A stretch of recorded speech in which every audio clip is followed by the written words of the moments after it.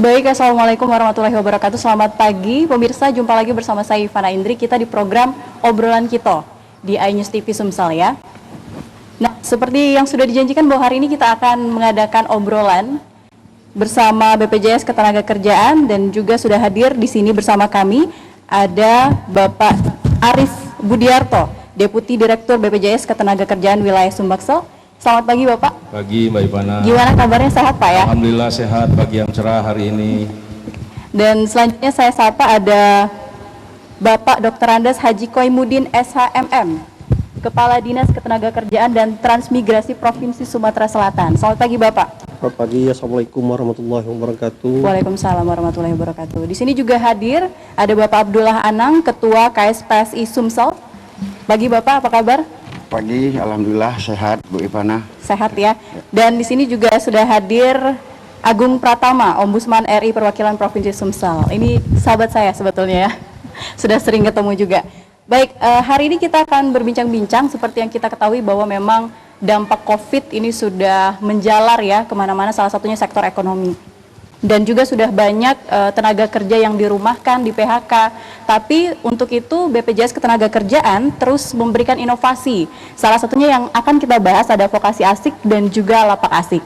Nah, sebelumnya saya ingin mengajak bincang-bincang dulu untuk Pak Koimudin. Saya panggilnya apa nih Pak? Pak Koi atau Pak Kadi saja nih? Bebas lah. Bebas ya.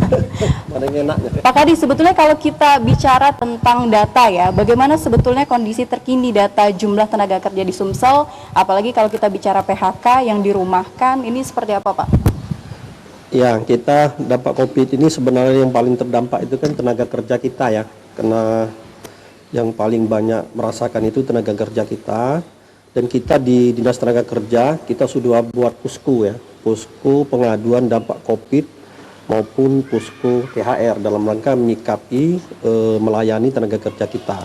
Nah, data yang melapor di Dinas Tenaga Kerja itu ada 612 orang tenaga kerja kita yang di PHK dan ada 7.068 orang yang dirumahkan. Jadi lebih kurang hampir 8.000 ya tenaga kerja kita yang terdampak baik yang dirumahkan maupun yang di PHK di Sumatera Selatan. Ini data ini adalah data pekerja formal ya, orang yang bekerja formal yang melaporkan ke Dinas Tenaga Kerja. Dan kita hari ini juga ada berproses pengaduan dari tenaga kerja kita tentang PHK ini yang tidak membayar haknya maupun ya kalau yang membayar haknya itu kan tidak ada masalah. Jadi itu serasa jadi ada 7.000, 8.000 lebih lah tenaga kerja kita yang kena dampak COVID di 19 ini di Sumatera Selatan. Oke, itu kalau kita bicara dari data, sektor yang paling tinggi apa Pak? Ya kalau sektor yang paling tinggi itu kan di jasa ya, Jasa. itu di perhotelan lah, hampir 80% itu di perhotelan maupun di pariwisata. Bahkan di hotel di Sumatera Selatan ini ada tutup definitif, tidak buka lagi dengan kondisi ini ya. Kemudian ada juga hari ini kita sudah pantau sudah buka kembali. Jadi yang paling banyak kena dampak ini adalah di bidang hotel maupun di jasa di pariwisata yang paling kena dampak COVID ini. Baik, nah ini kan kalau kita bicara tentang PHK sendiri, sebelum perusahaan itu melakukan PHK, apakah sudah ada surat edaran dulu untuk melaporkan seperti itu Pak? Dan kalau berdasarkan dari Dinas Disnaker sendiri, kira-kira masih banyak belum yang melaporkan itu? Ya begini, dari sejak awal kejadian ini kita melalui Bapak Gubernur Haji Herman Deru telah beberapa kali membuat surat edaran ya tentang protokol kesehatan maupun tentang kepastian pekerja kita, himbauan ke perusahaan itu sudah berapa kali. Kalau memang ada masalah-masalah tenaga kerjaan kita minta diselesaikan di tingkat bipartit, jadi di tingkat perusahaan itu masing-masing. Ketika bipartitnya tidak ketemu, baru dia bisa melapor ke kita di Dinas Tenaga Kerja untuk diselesaikan secara hukum gitu kan. Nah, sampai hari ini yang melapor itu ya 612 ya, itu data formal. Jadi kalau kena dampak ini semestinya banyak, tapi kan sektor-sektor informal itu kan tidak melapor ke kita. Ini saya rasa ada juga perusahaan mungkin tidak melapor juga dan pekerjanya tidak melapor juga. Maka dari itu kita sudah mulai turun ke lapangan sejak suasana COVID ini sudah dianjurkan ada new normal. Kita sudah menurunkan pengawas-pengawas kita di 17 kabupaten kota untuk memantau di seluruh perusahaan menjadi wilayah pembinaan kita. baik teman-teman yang di PHK maupun yang dirumahkan. Yang dirumahkan ini kan statusnya apa? Jangan nanti perusahaannya sudah jalan tapi dia tetap dirumahkan. Ini yang tugas-tugas kita hari ini sudah mulai jalan untuk pemantauan di 17 kabupaten kota. Baik, saya mau ke Pak Anang dulu. Ini kita sinkronisasi data ya Pak, tadi sudah disebutkan datanya sama Pak Kadis. Tapi kalau dari teman-teman KSPSI sendiri, apakah mengiyakan atau seperti apa kondisinya yang dilihat Pak dari PHK ini? Baik, terima kasih. Apa yang disampaikan oleh Bapak Kepala Dinas, bahwanya sampai saat sekarang dampak dari wabah COVID-19 ini jelas. Bukan hanya kepada pekerja, juga kepada para pengusaha. Nah, dari data yang disampaikan oleh Pak Kepala Dinas tadi, kami juga sampai saat sekarang masih mendata. 2 hari yang lalu kami baru mendapatkan surat permintaan dari Dewan Pimpinan Pusat untuk data yang terdampak COVID, baik yang ter-PHK maupun yang dirumahkan. Ini atas permintaan AILU. Nah, itu yang perlu kami sampaikan. Namun harapan kami ke depan, artinya bagi pengusaha-pengusaha yang akan mengambil kebijakan dalam hal kesulitan karena terdampak COVID-19 ini, ya sebaiknya segala sesuatunya kita musyawarahkan, kita bicarakan. Baik pengusaha dengan pekerja yang diwakili oleh serikat pekerja kami yang ada di tingkat-tingkat perusahaan. Mungkin itu. Sejauh ini anggota dari KSPS ini sebetulnya ada berapa orang Pak? Dari seluruh anggota itu kira-kira yang memberikan laporan terkait PHK itu ada berapa orang juga? Anggota KSPSI kami yang ada di Sumatera Selatan yang terverifikasi melalui yang sudah kami sampaikan di provinsi, juga di kabupaten kota, itu lebih kurang ada 9 ribuan sampai saat untuk sekarang. Di Sumatera Selatan? Untuk di Sumatera Selatan. Nah, untuk yang terdampak tadi, itulah tadi, kita masih sampai saat sekarang. Contoh yang ada di Kota Batu Raja, Ogan Komering Ulu. Itu salah satu anak perusahaan BUMN yang memang sampai saat sekarang kesulitan. Itu lebih kurang ada 300-an yang ter-PHK. Baik, saya mau ke Ombudsman dulu nih. Ini kan selama COVID ya, sebetulnya apakah juga punya program khusus untuk pengaduan dan seperti apa data terkininya? Silakan Mas Agung. Ya, memang kita launching per Maret itu ada yang disebut namanya posko daring COVID. Jadi posko itu Ombudsman khusus menerima laporan-laporan terkait dampak dari COVID-19. Misalnya soal penyaluran bansos yang tidak tepat sasaran, kemudian juga soal kredit yang macet kemudian tidak ada keringanan, kemudian juga ada kasus yang terkait SPP, tidak ada kebijakan dari sekolah tersebut, termasuk juga apa yang kita sebut bisa PHK, bisa perumahan, bisa juga pemotongan income dari pegawai atau pekerja. Nah, data per nasional kita per Juni kemarin, akhir Juni, kita terima 1.526 laporan.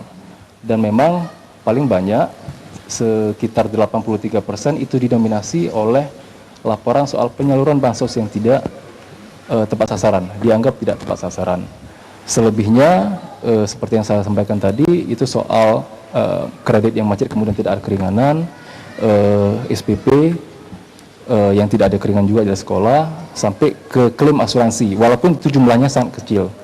Klaim asuransi dimaksud itu baik asuransi ke pihak swasta maupun ke yang berplat merah, seperti itu. Nah, khusus untuk Sumatera Selatan sendiri, relatif sedikit ya, dan itu tidak ada laporan soal klaim asuransi maupun JHT ke BPJS Tenagakerjaan. Demikian Mbak Ivana. Oke. Nah, ini yang paling repot ya, biasanya di saat pandemi saat ini, saya tahu banget nih, saya mau bicara sama Pak Arief Budiarto. Teman-teman dari BPJS Ketenagakerjaan pasti lebih banyak lagi ya pengaduan atau laporan klaimnya. Seperti apa Pak? Tapi sebelumnya saya mau tanya dulu, masih banyak yang mungkin kesulitan membedakan antara BPJS Ketenagakerjaan dan BPJS Kesehatan. Ini boleh dijelaskan dulu Pak? Baik, terima kasih Mbak Ivana. Jadi memang dengan adanya Undang-Undang 40 2004 tentang Sistem Jaminan Sosial Nasional, kemudian turunannya Undang-Undang 24 2011 tentang BPJS, Badan Penyelenggara Jaminan Sosial, itu diberlakukan saat ini ada dua BPJS, BPJS Kesehatan dan BPJS Ketenagakerjaan. Nah, ini embrio dari BPJS Kesehatan dulu namanya Askes. Nah, kalau kita BPJS Ketenagakerjaan dulu namanya Jamsostek, ya, sebelumnya juga Astek gitu ya. Nah, jadi memang dua institusi ini memang sangat berbeda. Memang agak susah untuk membedakan pada saat kita berbicara tentang BPJS. Karena orang tahunya BPJS, ya udah BPJS pasti cenderung yang melayani kesehatan. Padahal ada satu lagi yang namanya BP Jamsostek. Saat ini kolnem kita sebut dengan BP Jamsostek untuk membedakan tadi bahwa BPJS Kesehatan dengan BPJS Ketenagakerjaan itu adalah berbeda. Jadi kita kolnemnya sekarang BP Jamsostek. Kalau BP Jamsostek itu programnya sangat jauh berbeda dengan programnya BPJS Kesehatan. BPJS Kesehatan programnya kesehatan untuk universal coverage semua manusia yang ada di Indonesia ini. Nah, sementara kita itu punya 4 program. Jaminan kecelakaan kerja, jaminan kematian, jaminan hari tua, dan jaminan pensiun. Bukan untuk semua masyarakat, tapi hanya untuk pekerja, baik itu pekerja yang formal maupun informal. Nah, ini yang akan terlindungi dalam program BP Jamsostek kepada masyarakat pekerja. Nah, saat ini memang berkaitan dengan pandemi COVID-19, banyak karyawan seperti disebutkan oleh Pak Kadisnaker tadi, Pak Koimudin dan Pak Anang sebagai Ketua KSPSI, karyawan yang dirumahkan dan karyawan yang memang di PHK secara langsung. Nah, dampaknya adalah mereka ini sangat membutuhkan biaya. Nah, akhirnya mereka melakukan proses pencairan dana yang ada di BP Jamsostek, dalam hal ini program jaminan hari tua. Nah, saat ini kan WHO juga punya definisi beda lagi nih tentang cara penyebaran COVID-19. Sekarang malah lewat airborne ya. Jadi kalau dulu cuma hanya droplet, jadi kalau kita muncrat atau bersin, nah itulah yang menjadi cikal bakal virus itu akan menyebar.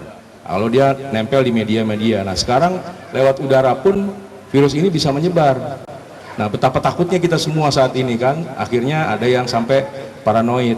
Ya, kalau dekat dengan orang aja agak gimana gitu kan. Nah, tapi kita, alhamdulillah BP Jamsostek itu sudah mempelajari hal ini karena dari pengalaman mereka-mereka yang berdampak akhirnya dirumahkan dan kemudian tidak bisa melakukan sosialisasi, bertemu tatap wajah dengan orang lain, akhirnya kita buatlah yang namanya produk untuk melayani peserta dengan nama Lapak Asik.